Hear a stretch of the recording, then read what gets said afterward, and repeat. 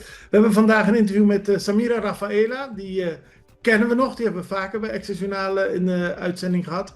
Jarenlang werkzaam geweest als Europarlementariër. En nu gaan we praten over een heel interessant boek. Op de eerste plaats, hoe gaat het met je?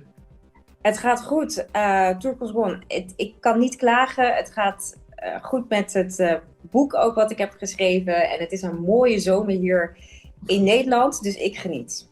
Nou, en dan kom je ook nog binnen enkele weken naar Curaçao. Dus dan heb je helemaal een mooie periode voor Ja, het boek. Je hebt een boek geschreven dat heet Let's Talk About Our Bodies. Nou, jij mag vertellen, waar gaat het over? ja. De naam zegt het al. Laten we over ons lichaam praten. Ik ben een aantal jaren geleden, toen ik nog Europarlementariër was, begonnen met het initiatief Let's Talk About Our Bodies. Dat gaat over Ja. vrouwengezondheid. We besteden te weinig aandacht aan vrouwengezondheid. En daar is te weinig geld voor. Daar is te weinig kennis over. En zeker alles wat te maken heeft met de baarmoeder gerelateerde aandoeningen. Alles wat te maken heeft met hormonen. Het begon met een persoonlijk verhaal. Namelijk dat ik zelf ook gediagnosticeerd werd met vleesbomen. Vleesbomen komt heel veel voor onder vrouwen. Hier in Nederland hebben we gezien dat 40 tot 70% van de vrouwen met vleesbomen te maken krijgt. En zeker zwarte vrouwen. Dus we zien dat het onder zwarte vrouwen en Afro-Caribische vrouwen veel meer voorkomt. Ik ben toen in mijn omgeving beginnen te praten over die vleesbomendiagnose.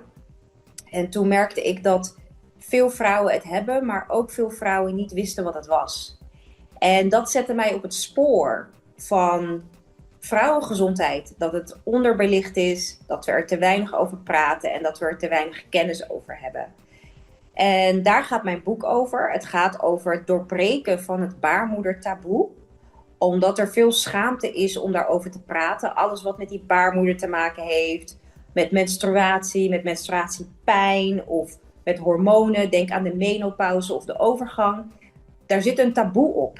En ik wil... Ook onderling bij vrouwen. Ja, ik vraag Ja, natuurlijk als man zijnde, want misschien logisch dat het minder met mannen wordt besproken en meer met vrouwen onderling. Dat zou ik niet weten.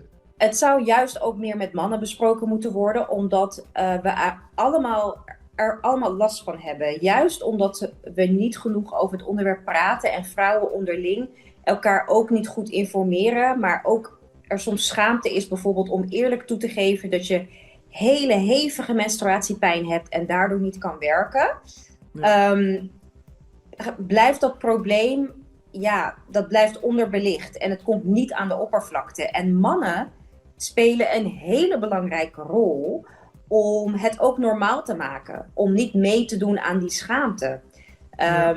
Heel veel mannen, ze hebben partners, vrouwen, dochters, zussen, moeders. En die vrouwen lopen daar ook allemaal tegenaan. Als wij dat gesprek normaliseren over de problemen die we ervaren als vrouwen, dan zullen we ook zien dat vrouwen beter kunnen meedoen op de werkvloer. Dan zullen we zien dat vrouwen zich prettiger voelen bij alles wat ze moeten doen elke dag. En het betekent ook dat we daar economisch ook beter van worden. Hè? Meer mensen die mee kunnen doen op de werkvloer. Ja, minder die uitgesloten worden. Ja. Minder mensen die uitvallen door ziekte. Dus uiteindelijk is het een probleem dat ons allemaal aangaat. Maar mooi dat je dat zeg maar vanuit je politieke carrière hebt opgepakt en nu daar dan ja, de tijd voor hebt genomen om dat boek te schrijven. Ja, Je hebt daarbij ook gesproken met Curaçaose vrouwen, onder meer ja, Giselle William. Je hebt met Shema Rouse gesproken. Waarom ja. heb je daarvoor gekozen? Ja, en ook met Alexandra Atalita. Ik heb, Oké. ik heb daarvoor gekozen om een diverse groep van vrouwen te spreken. Om ook te laten zien dat het probleem breed verdeeld is onder verschillende vrouwen. Het maakt niet uit welke vrouw je spreekt. Elke vrouw kan last hebben van baarmoeder gerelateerde aandoeningen of hormonen. En je ziet ook terug in mijn boek dat deze vrouwen allerlei verschillende functies en rollen hebben in de maatschappij.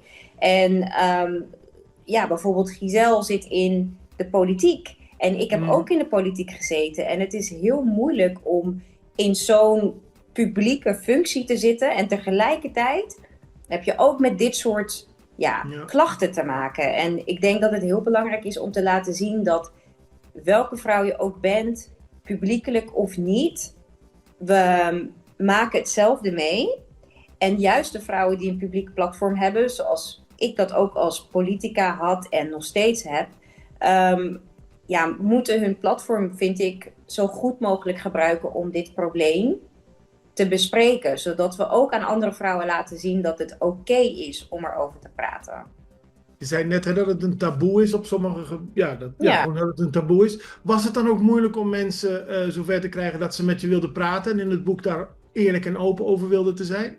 Nou, deze vrouwen niet. Die spreken daar al redelijk open over. Alexandra Atalita praat bijvoorbeeld al heel open via haar social media over vleesbomen. Zij heeft afgelopen zaterdag ook op RTV 7 en voor Tele Curaçao Zomercarnaval gepresenteerd. Dus ze is een bekend gezicht. Ja. Shirma Raus is natuurlijk ook een fantastisch bekend gezicht die we al kennen binnen de gemeenschap. Ook zij probeert al jaren aandacht te vragen voor het onderwerp. En hetzelfde met Giselle McWilliam, die natuurlijk op Curaçao zich ook heel erg hard maakt voor het onderwerp van menstruatiearmoede. Dus dit zijn vrouwen die in het algemeen al veel praten daarover. Maar er staan ook vrouwen in mijn boek die voor het eerst hun verhaal hebben gedeeld zo publiekelijk. Er zijn veel vrouwen die zich schamen om open toe te geven dat ze last hebben van endometriose.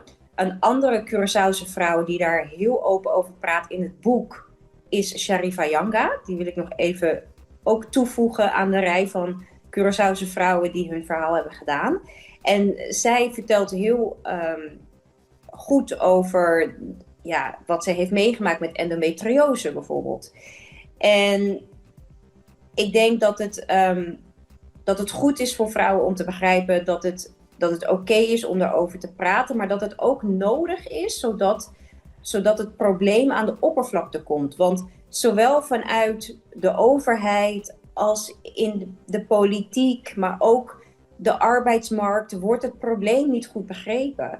En als we daar niet over praten, dan komt ons probleem ook niet aan de oppervlakte. En dat is wel heel belangrijk dat het gebeurt.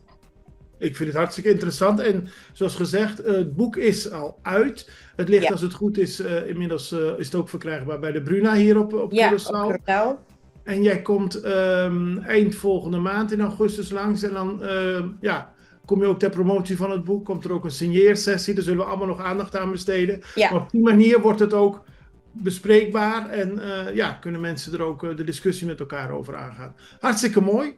Ik wil je danken voor deze uitleg. Dankjewel.